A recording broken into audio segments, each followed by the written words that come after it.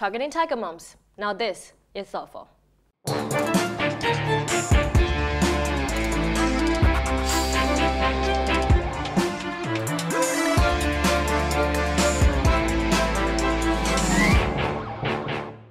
Hello, I'm Nikki Wang in Shanghai. Amy Trust's book, The Battle Hymn of the Tiger Mom, put the spotlight on demanding Chinese mothers. Marketers already know these women because they are very careful buyers of everything consumed by their children, from food and beverages to entertainment, education, technology, and sports. Today, we'll look at the best ways to promote brands to tiger moms, plus our own PT Black will look at the role mothers play in household spending preferences. But first, we'll speak with Alan Wang, CEO and founder of Baby Tree, China's leading social media site for parents and kids. Alan, welcome to the show. Thank you. There has been a lot of talk in the West since Amy's new book about the so-called tiger moms, but she didn't raise her children in China. How common is this parenting style in China? I think if you sort of think about the image portrayed by Amy's book of a China or Chinese parents raising their children, you got this image of a very strict, controlling, and punishing parent who really want the best of their children, but for the parents' good, more likely than for children's well-being. We asked lots of parents actually on our site, Baby Tree, what they want their children growing up to be. I think that question is probably a good indicator of the kind of a parenting style they use as well. The top three answers are they want their children to be happy, they want their children to be confident, and they want them to do whatever they want to do.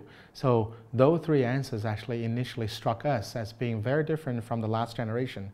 But then you think about it, these moms are born in the 1980s, and China's current economic and social reforms started actually just a couple of years actually ahead of that, around 1978. And then this generation of Chinese parents who grew up more likely to be thinking the way of their counterparts in the West versus actually dramatically different from their counterparts actually in the West. So I would argue that Amy's book portrays an image which probably applied to some parts of Chinese parenting in the past, but doesn't really mean it is actually mainstream way of parenting today. Do you think Chinese mothers are key decision makers when it comes to household purchases? They're absolutely key decision makers in many of the categories of the products actually are available to parents and their kids, except for a few, for example, cars. In auto purchasing, dads probably make 55% of decisions, according to our survey that we are conducting with Ogilvy and launching today. But I think one very key insight that's related to this category, purchase decision making, is how early those decisions are made. This is absolutely critical for brand marketers to realize because they probably have lost the battle already if you're not the brand of choice at the age of 6 months. What is the single most important thing that Western markets need to understand about Chinese mothers? They have to understand that the Chinese parents are, most of them, 87 to 90%, now born in what we call the post-80s generation. And this generation of parents who grow up in the post-economic reform era in China really want their children to be free, enjoy their life, and be confident of themselves. And they also face mounting pressure in their work and family lives. And so those advertisers who understand this generation of new Chinese moms and parents understand how to seek out ways to relieve the burden that they face in everyday life and work life are the brands that are going to come up and win. Number two, China is not one single market.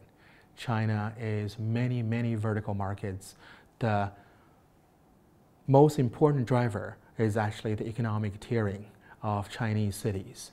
So you have to recognize what works for tier 1 cities such as Beijing, Shanghai, but those things may or may not work, probably wouldn't work most likely in other tier cities. And you have to adapt your different strategies to meet the needs of those parents. Thank you, Alan, for being on Thoughtful China. Thank you. Now here's P.T. Black with a thought or two on the role Chinese mothers play in household spending. China loves moms. In fact, the Chinese word for good is composed of two parts, a sign for woman on the left with a child on the right. A woman with child, that's good. Perhaps the most influential mom in Chinese history is the mother of the Confucian scholar Mencius. A tough lady, she famously moved house 3 times until she found a neighborhood appropriate for her son's development. Not near the market, no. She ended up next to a good public school so her son could ace his exams. This was 300 BC. 2,000 years later, some things have stayed the same. The exams are still here, especially the infamous Gaokao that determines college placement. But some moms have changed. A growing group is focusing less on accomplishment and more on adjustment. They talk about EQ over IQ, which makes sense. Socialization is no trivial task for a generation of single children, further isolated by new digital distractions. What's more, success in today's China is hardly linked to your math score at 17, especially if you're lost among the 6 million college grads who flood the job market every year. Success requires making connections and working with others, what the good boys uptown call networking and leadership. Not easy to develop if you're locked away in the library. Moms here are doing their best to raise a generation of leaders, creators, and socially well-adjusted people. Some even talk about wanting their children to be happy. And I think even tiger moms can see that that is very good. Thanks, PT. With me now is Alan Ho, TBWA's Head of Planning for Greater China, Sarah Shen, JWT's Group Account Director in Shanghai, and Viveka Chen, Chairman and CEO of We Marketing Group. So let's talk about the so-called tiger mom consumers, who they are and what they really care about. What's a practical definition for them? Probably in my definition, they don't have to be really very tough, but what they do is they have a very clear plan of what they want to do for their children. So they want their children to be future leaders, and so they have a plan to how to grow them from the very beginning to be a future leader. So I believe everything starts at the age when you're first born. So if you don't get them right by the time they're 2 years old, I think it's actually difficult to train. So you start to train them when they're first born, when they're babies. So I think Tiger Moms has a very clear idea and a plan for them at different stages of their life, how to train their children. Not necessarily, as I said, for example, I've never scolded my children. I have never really punished them, but you kind of lead them along the way. And you need to have them to respect you in order to listen to you. I want to add in something, more about China. So if you look at the overall China, I would say every Chinese woman a tiger mom, or from the mentality speaking, is they're tiger moms to be. So that's the whole mentality of Chinese women. Several characters, very purposeful. So they have a goal. They want to, as Viveka said, leadership, being successful. Second is they want the next generation be truly different with their own. But how to achieve that is a big question mark. So tiger moms to be can be an interesting term to define the majority of Chinese moms. So that's. And I think on the other hand, tiger moms are also, I would say, the women with dreams as well. So if we just put aside the mom title, they're basically women with dreams, but the way they treat their children, the way they educate the kids is also the way that they pursue their dreams. And so this kind of women, they do also have their own frustration and strugglings, so they need support and they need help. So as long as you can let them feel that, oh, I can get support from you, you got them. I think one thing that tiger moms are usually very wrong at, including myself, but they all fall into the same trap. They have the children fulfill some of the things they weren't able to do themselves. So I think we talk about consumer insights. It will be very useful to kind of tap at them at what are the things they felt that they haven't done or they wish they had done.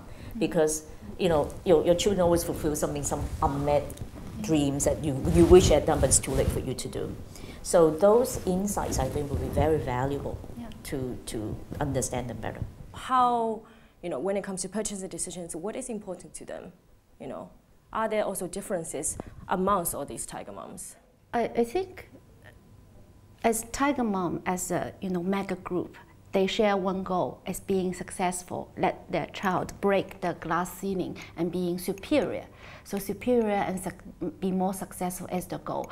But the kind of on the process, you can segment into different groups. So some are more kind of follow the main system, like okay, whatever the majority is doing, whatever the criteria of success are, I follow that.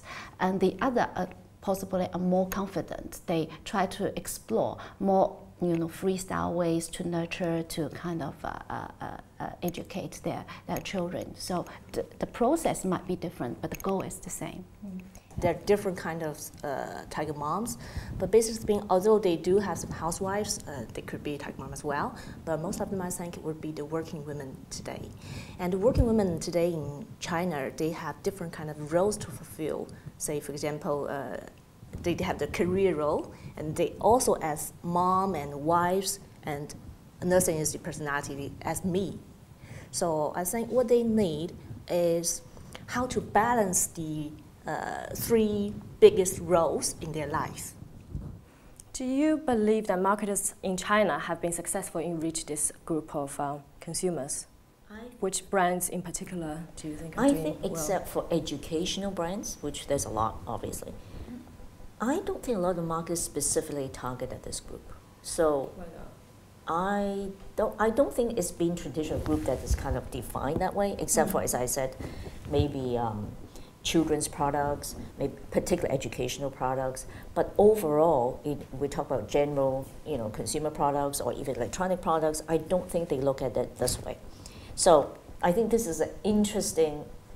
That's a huge group, but I think it is in a way because as really in terms of general consumer goods, they don't really look at this. They look at different targets because I know you all know because you're all in planning. Should they be? So I think this is a very interesting way of looking at it, and I think that actually it's very thoughtful trying to think about this group, because it's not something that is a segmentation traditionally looked at. Because we are talking about an economy that's increasingly female-driven.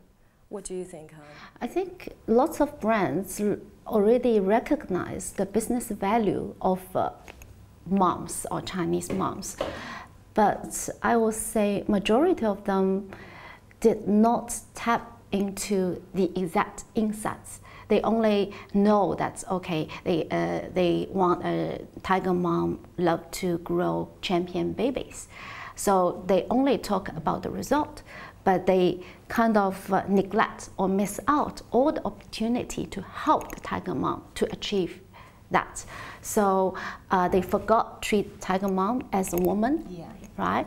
They forgot to truly be partnership these tiger moms along the way. As Viveka said, at the beginning, I also did something wrong. Then I keep learning and exploring, and all these kind of roles are kind of quite missing if you look at the marketers, yes. Yeah, but at least they do have a try. Say, for example, if you look at the infant formula category, you will see all the advertisement is talking about one side is protection, the traditional mom's role, protect your kids. Another way is projection, which I want a champion baby. I want to grow him with this super products. This kind of thing, but it's not that deep inside, but still they have a very good try already, I think. Well, Sarah, Alan, Viveka, thank you very much for being on the show. This wraps it up for us today.